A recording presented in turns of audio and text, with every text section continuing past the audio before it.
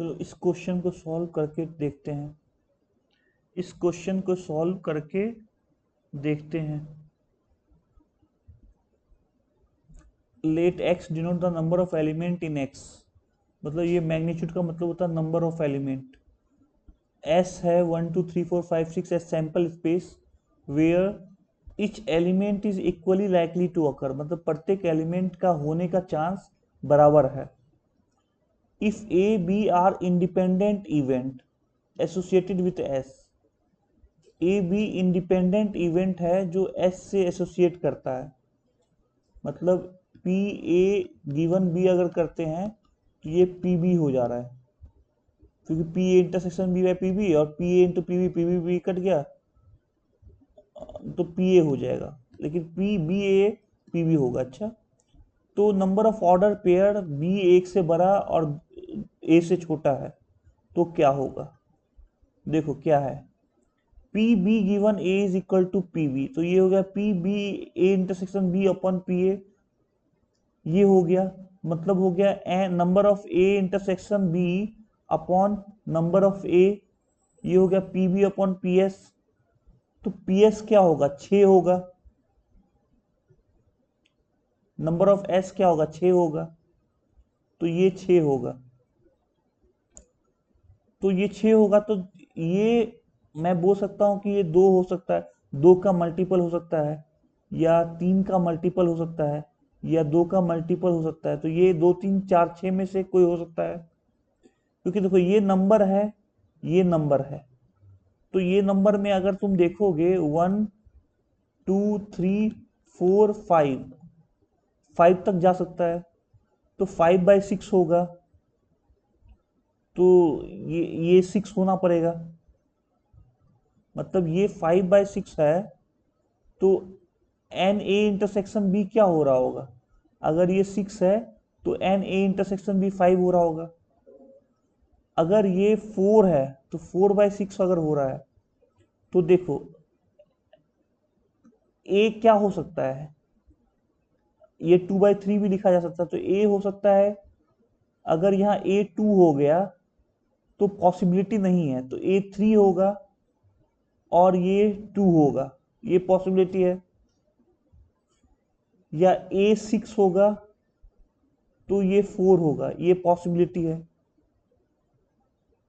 तो मतलब 6 होने पे ये सब पॉसिबिलिटी ही हो सकता है नीचे। ये समझ में आ गया? तो अब देखो ये नंबर आ सकता है, तो एन ए 1 से बड़ा हुआ, एन ए मतलब ये 1 से बराबर हुआ, तो ये 1 हुआ, तो एन ए 1 से बड़ा होगा, मतलब 2 3 4 5 6 में कुछ होगा। अब देखो एन ए को 2 रखा, 2 3 जा, तो एन ए को 2 रखा, तो एन बी तो 2 से छोटा 1 होगा, तो 1/3 हुआ। तो एन ए इंटरसेक्शन बी, ये फ्रैक्शन में तो नहीं आएगा, ये नंबर है, तो ये इंटीजर में आना चाहिए, तो ये सेटिस्फाई नहीं किया। ओके, 2 का सेटिस्फाई नहीं हुआ। अब एन ए को 3 रखो,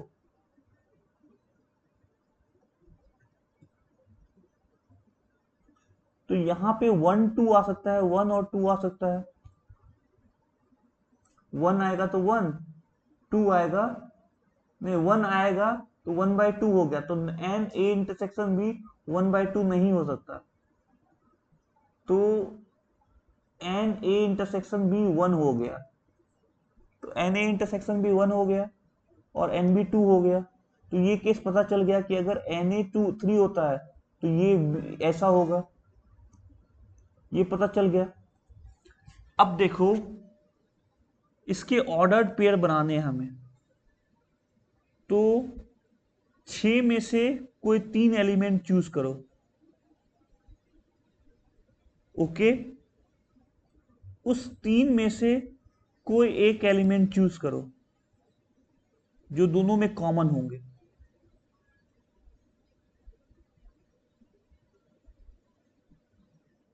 तो 3 एलिमेंट और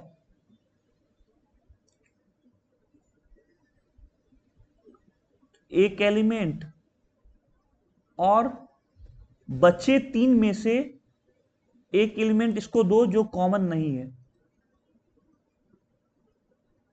इतनी तरीके से ऑर्डर पेयर बनाया जा सकता है।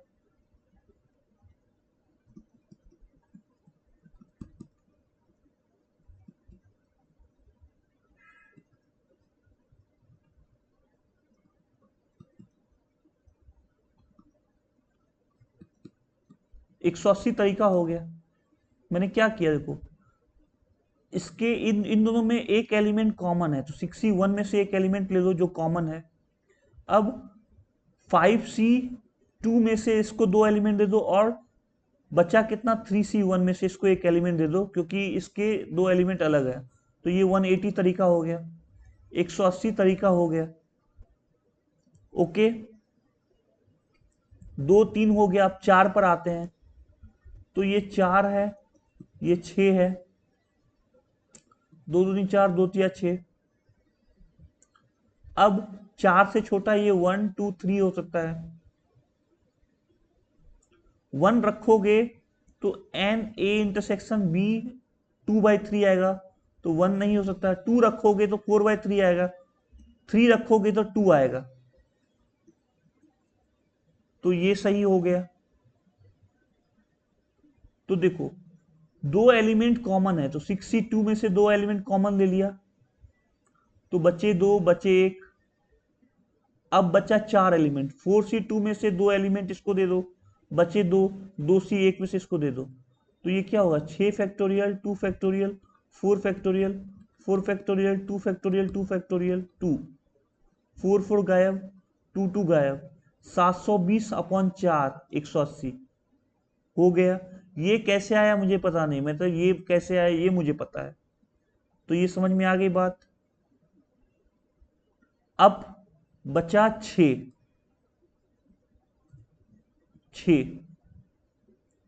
तो 6 6 1 2 3 4 5 6 एन ए इंटरसेक्शन बी।